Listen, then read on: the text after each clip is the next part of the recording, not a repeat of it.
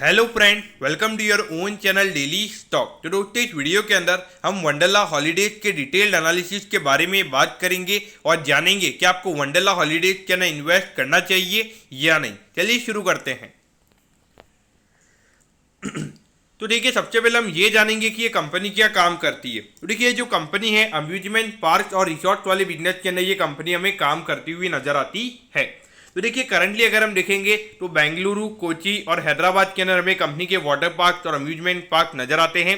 और अगर हम बेंगलुरु वाले वंडरला हॉलीडेज की अगर हम बात करेंगे, यानी कि जो वंडरला वाला वाटर पार्क है, तो वहाँ पे कंपनी का एक रिसोर्ट भी है, जिसके अंदर अगर हम रूम्स की बात करेंगे मोर देन 60 रूम्स हमें वहाँ पे कंपनी के नजर आते हैं। और करंटली अगर हम देखेंगे तो करंटली अभी कंपनी चेन्नई में एक नया वाटर पार्क कंस्ट्रक्ट करने की यहाँ पे कंपनी की बातें चल रही है। और उसके अलावा भुवनेश्वर में भी ये कंपनी अब एक नया वाटर पार्क बना रही है, जहाँ पे कंपनी का फोकस एक एसेट लाइट बिजनेस मॉडल पे रहने वाला है।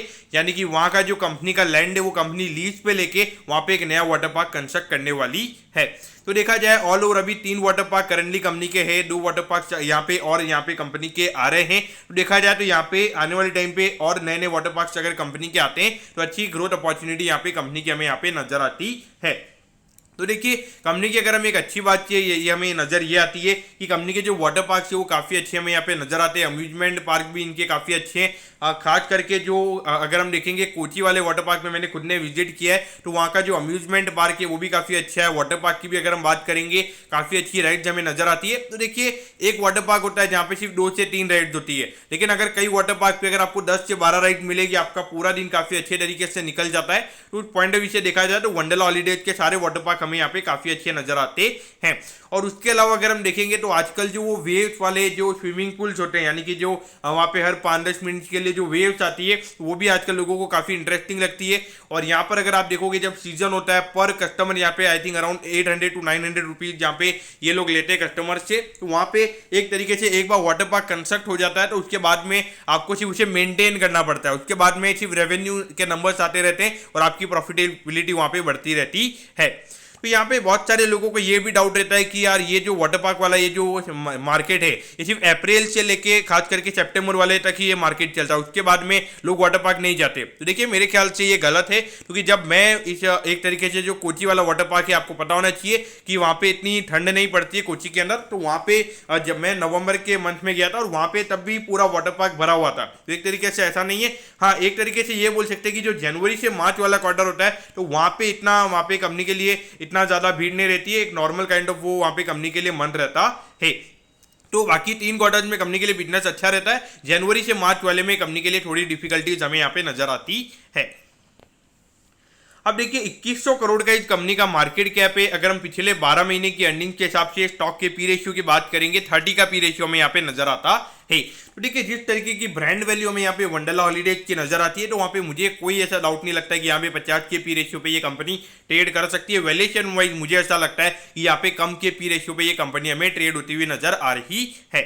अभी यहाँ पे कंपनी के ऊपर कोई ज़्यादा डेट नहीं है। तो देखिए, कभी भी कंपनी के ऊपर ऐसी कंपनीज के ऊपर ज़्यादा डेट नहीं होता है, यानी कि जो आने वाले टाइम पे जो नए ये जो वाटर पार्क बनाने वाले हैं, तो अपने खुद के ऑपरेटिंग कैश फ्लो से यहाँ पे ये बनाया जा रहा है। तो वहाँ पे डेफिनेटली अगर आप देखोगे तो उससे जो आने वाले टाइम पे रिटर्न मिलेगा वो सीधा शेयर होल्डर्स को मिलेगा।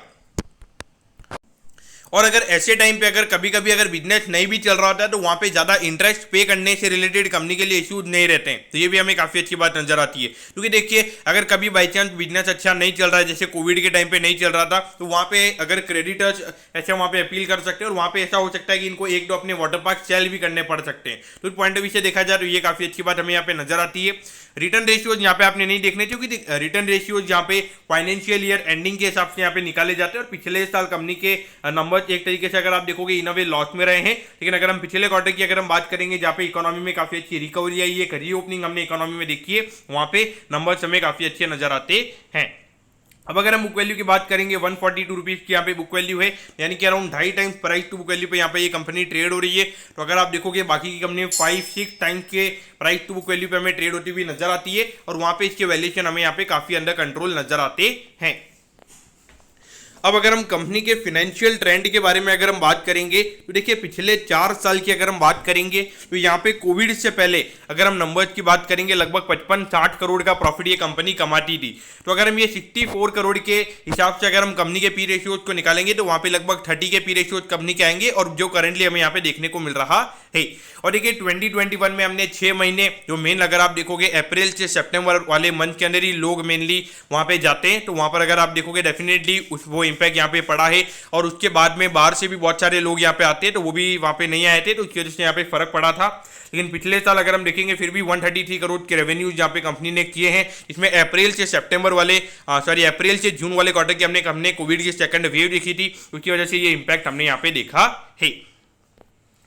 अब अगर हम पिछले कुछ क्वार्टर के नंबर्स की अगर हम बात करेंगे तो देखिए यहाँ पे जून 2019 वाला जो जून वाला क्वार्टर रहता है ये कंपनी के लिए काफी अच्छा रहता है, और उसके बाद में ये जो दिसंबर वाला क्वार्टर रहता है ये भी कंपनी के लिए काफी अच्छा रहता है, क्योंकि खास करके यहाँ पे बहुत सारे लोग बाहर से यहाँ पे आते हैं, तो इसकी वजह से ये क्वार्टर काफी अच्छा कंपनी के लिए रहता है।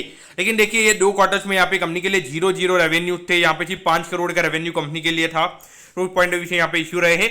और पिछले साल अगर आप देखोगे पिछले साल कंपनी ने 9 करोड़ का टोटल लॉस रिपोर्ट किया था, जिसमें से यहाँ पे कंपनी ने 13 करोड़ का लॉस रिपोर्ट किया था और सिर्फ 4 करोड़ के रेवेन्यू थे। बाकी अगर आप देखोगे यहाँ पे कंपनी के लिए अच्छा रहा था। यहाँ पे सितंबर 2021 में कंपनी ने भले ही लॉस रिपोर्ट किया था, लेकिन यहाँ पे 2 क्वार्टर से कंपनी ने प्रॉफिट रिपोर्ट किया है और पिछला क्वार्टर कंपनी के लिए काफी फिनोमिनल रहा है। यहाँ पे कंपनी ने 64 करोड़ का यहाँ पे कंपनी ने प्रॉफिट रिपोर्ट किया है और एक हाईएस्ट इवर सिंगल क्वार्टर का ये कंपनी का प्रॉफिट हमें यहाँ पे नजर आता है।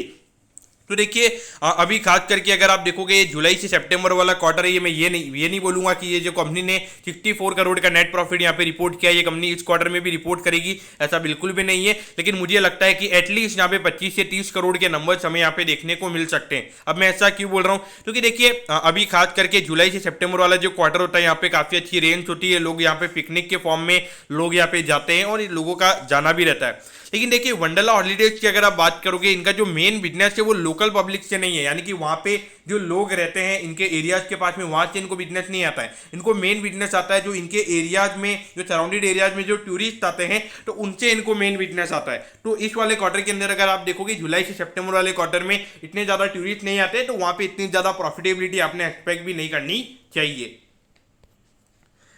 तो ये थोड़ा सा मेरे ख्याल से डेटा मेरी टीम ने गलत डाल दिया, तो उसके लिए मैं आपको सॉरी बोलता हूँ, तो उसके लिए प्लीज़ आप इसे मेंटेन कीजिएगा।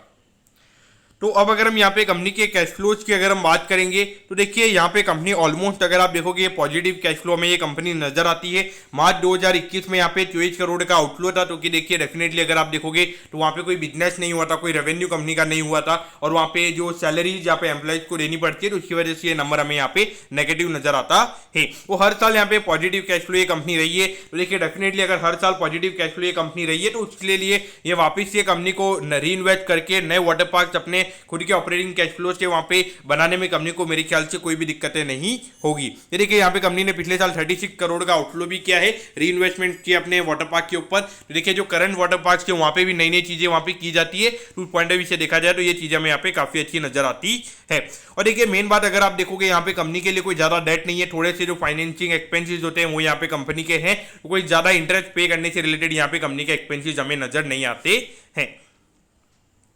तो देखिए 371 रुपीज पे ये स्टॉक अभी ट्रेड हो रहा है। देखिए 5 साल के अगर हम रिटर्न की बात करेंगे कोई ज्यादा रिटर्न नहीं है, और अगर हम ऑल टाइम हाई से अगर हम बात करेंगे तो अराउंड 10% ये स्टॉक अपने ऑल टाइम हाई से नीचे ट्रेड हो रहा है। तो ऐसे में आपने यहाँ पे क्या करना चाहिए, तो देखिए एक बात तो आपने समझनी चाहिए कि यहाँ पे सीजनलिटी बिजनेस में रहने वाली है, यानी कि हर क्वार्टर में लगातार ग्रोथ ये कंपनी कभी भी आपको नहीं दिखाने वाली है। किसी क्वार्टर में नंबर्स काफी फिनोमिनल होंगे, किसी क्वार्टर में यहाँ पे साल में मोस्टली ऐसा भी रहेगा कि एक क्वार्टर तो ऐसा होगा ही होगा जिसमें कंपनी लॉस रिपोर्ट करेगी, क्योंकि यहाँ पे पूरा बिजनेस अगर आप देखोगे लोग वाटर पार्क में आएंगे उससे यहाँ पे कंपनी का बिजनेस बनेगा। और मेनली अगर आप देखोगे जनवरी से मार्च वाले क्वार्टर में इतने ज्यादा लोग वाटर पार्क नहीं जाते हैं और वहां पे कंपनी के बिजनेस के ऊपर फर्क पड़ता है।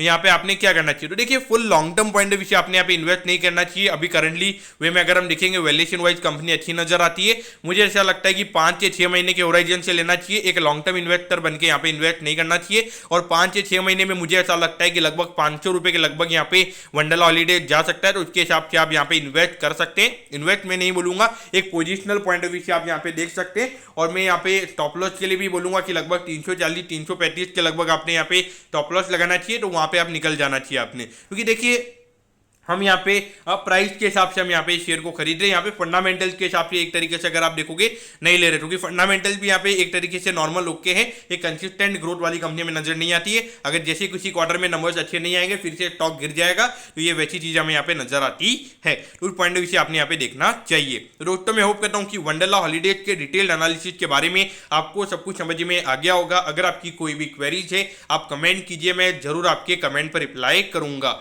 ओके दोस्तों, thank you, have a nice day.